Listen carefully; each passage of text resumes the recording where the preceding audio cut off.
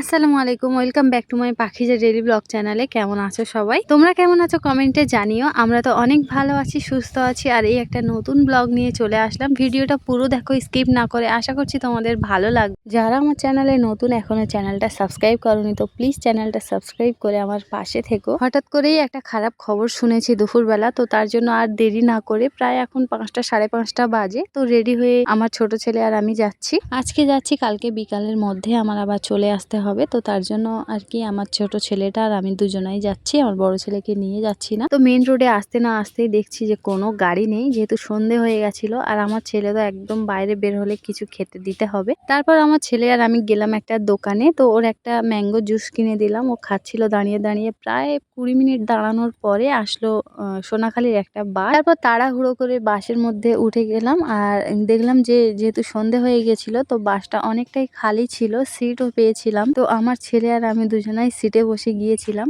আমরা মেয়েরা যখন বিয়ের পরে শ্বশুর বাড়িতে চলে আসি, বাপের বাড়িতে একবারের বেশি দুবার যখন ফোন ঢোকে, ফোনে তুলতে না পারলেও পরে দেখলে আগে ঝপ করে ফোন করি, কেননা তখন কি খবর আসে বলা যায় না, এটাই মাথায় টেনশন হয়। তার জন্য আর কি দুবার যখন ফোন করলো আমার বোন, তো তখন আমি ঘুরিয়ে করেছি। তো তারপর শুনলাম যে না, একটা খারাপ খবর। তো তাড়াহুড়ো করে বেরিয়ে চলে এসেছি। এখন প্রায় 7টা বাজে, গাড়িতে বসেছি আমরা সোনাখালী টোটো স্ট্যান্ড থেকে টোটোয় উঠেছি, বাস থেকে নেমে। তো আমার একটা চাচা মারা গিয়েছে, তো তার জন্যই আর কি বাপের বাড়িতে আসা। তো নিজের চাচা না হলেও নিজের চাচাদের থেকেও ভালো মানুষ ছিল উনি, ভালোবাসতো খুব। শুধু আমাদের বলে না, প্রত্যেক বাচ্চাদেরই উনি ভালোবাসতো খুব। আর আমার বাড়ির সামনে মাদ্রাসা আছে, আমার বাড়ির গেট আর আমার মাদ্রাসার গেট পুরো একদম সামনাসামনি, অনেকটা দূরত্ব এরকম না, পুরো কাছে একদম। তো এই হচ্ছে গেট। আর উনি এই মাদ্রাসা ধরতে গেলে উনি নিজে হাতেই শুরু করেছিল।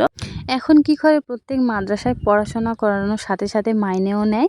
তো উনি কোনো বাচ্চাদেরকে মাইনে নিত না, ফ্রিতেই পড়াতো। উনি নিজে হাতে মাদ্রাসার গাছপালা তৈরি করা বা মাদ্রাসা তৈরি করা ধরতে গেলে ওনার হাত থেকেই শুরু হয়েছিল। আর সত্যি কথা বলতে এত ভালো মানুষ ছিল যে বলে বোঝানো যাবে না। আর গ্রামের প্রত্যেকটা মানুষ ওনাকে ভালোবাসতো খুব। তো তাই আজকে ওনার মাটি হবে, কালকে দুপুরবেলা মারা গিয়েছিল। আর শুধু আমাদের গ্রামে বলে না, কত দূর থেকে মানুষ এসেছিল ওনার জানাজায়।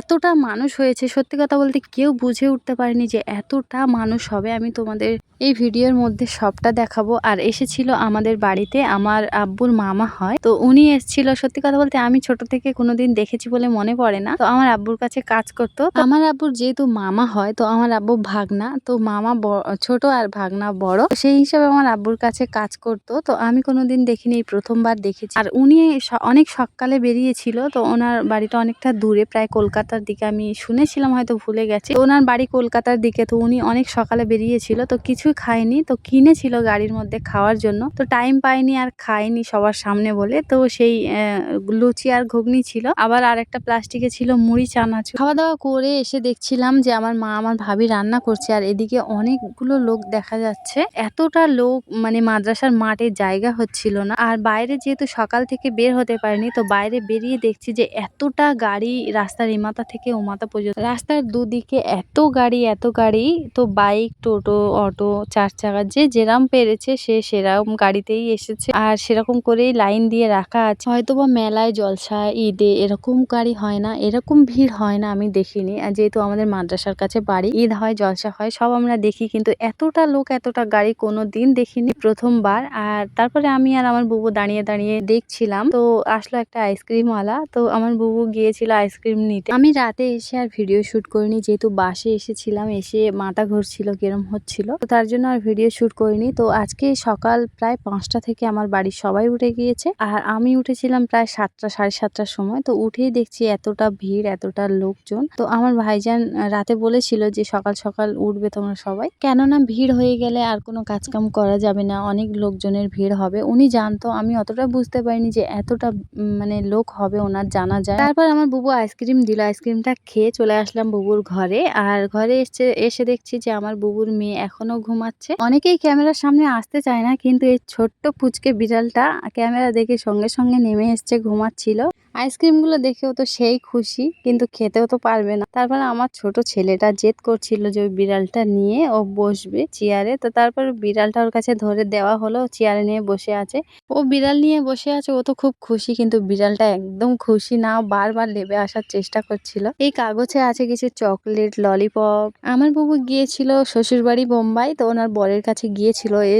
ছিল প্রায় ১ মাস মতো, তারপরে এসেছে। তো কিছু খাবার-দাবার দুটো ছেলের দিল আমার। শুধু আমাদেরকে দেয়নি, আমার প্রত্যেক বোনেদের, আমার ভাবিদের সবাইকে দিয়েছিল। তারপর দেওয়ালির যে গিফট গুলো দেয় বাইরের দেশে, তো বাইরের দেশে বলতে বোম্বাই, দিল্লি। আমার দুলাভাই যেহেতু বোম্বাইতে থাকে, তো কোম্পানিতে কাজ করে, তাই ওনাকে দিয়েছিল এই গিফট গুলো। অনেক কিছুই ছিল, আমি যতটুকু পেরেছি শেয়ার করেছি। অনেকেই কি করে, গিফট বলে হয়তো দামি জিনিস দেয় না, ভালো জিনিস দেয় না, কিন্তু না, এই গিফট গুলো এত সুন্দর ছিল, এত মজবুত ছিল, তো কি বলবো, নিজেরা পছন্দ করে দেখে কিনলে হয়তো এত সুন্দর করে কেনা যায় না।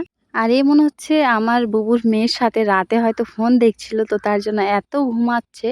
এই ভিডিওটা আমি শুট করিনি, করেছে আমার ওই বুবুর ছেলে। তো একটা ছাদের উপরে উঠেই ভিডিওটা শুট করেছে। এত লোক হয়েছে, ও দেখে তো একদম ভিডিও না করে থাকতেই পারেনি। তো তার জন্য ও ভিডিও শুট করেছে। আর এখানে আমার ওই চাচাটাকে নিয়ে যাওয়া হচ্ছিল তখন, আর আমরা তখন ঘরের মধ্যেই ছিলাম, যেহেতু এতটা ভিড়, বাইরে বেরিয়ে দেখার মতো অবস্থা ছিল না। তো ভিডিওটা যখন শুট করেছে, তো ওর কাছ থেকেই আমি চেয়ে নিয়েছিলাম। আর এখন জানাজা পড়ানো হয়ে গেছে, আমাদের মাদ্রাসার মাঠেই হয়েছে, যেহেতু মাদ্রাসা ওনার হাতেই শুরু। আর সবাই মিলে বলেছিল যে মাদ্রাসার মাঠেই ওনাকে মাটি দেওয়া হবে। তো সেই হিসাবে মাদ্রাসার মাঠেই জানাজাটা পড়িয়েছিল। আর সবাই মিলে আবার আলোচনা করে দেখলো যে না, মাদ্রাসার মাটি দেওয়া যাবে না, যেহেতু মাদ্রাসার ছেলেরা খেলাধুলা করে। তো সেই হিসাবে আর কি মাটি দেওয়া হয়নি। এখন ওনার ঘরে, ওনার বাস্তর উপরেই মাটি হবে। তো তার জন্য আর কি ওনার বাড়িতে নিয়ে যাওয়া হচ্ছে। আর এই হচ্ছে আমাদের মাদ্রাসার মসজিদ, মাদ্রাসাটা এই সাইডে আছে। ওনাকে ঈদগার উপরে তুলেই মানে জানাজাটা পড়িয়েছিল। তো এত লোক হয়েছে, লাস্টে মাদ্রাসার মাঠে যেহেতু জায়গা হচ্ছিল না, তো রাস্তার উপরে দাঁড়িয়েই অনেকেই জানাজার নামাজ পড়েছে। তো একটু আগে তোমরা ভিডিওর মধ্যে দেখেছো যে এতটা পরিমাণ লোক হয়েছে। মেন রোড একদম পুলিশ বন্ধ করে দিয়েছে, দুই সাইডে গাড়ি চলা বন্ধ ছিল। সবাই ওনার জন্য দোয়া করবেন, আল্লাহ পাক যেন ওনার আত্মার শান্তি দেয়। তো অনেক ভালো লোক ছিল। তো ভিডিওটা এই পর্যন্তই। আল্লাহ হাফেজ।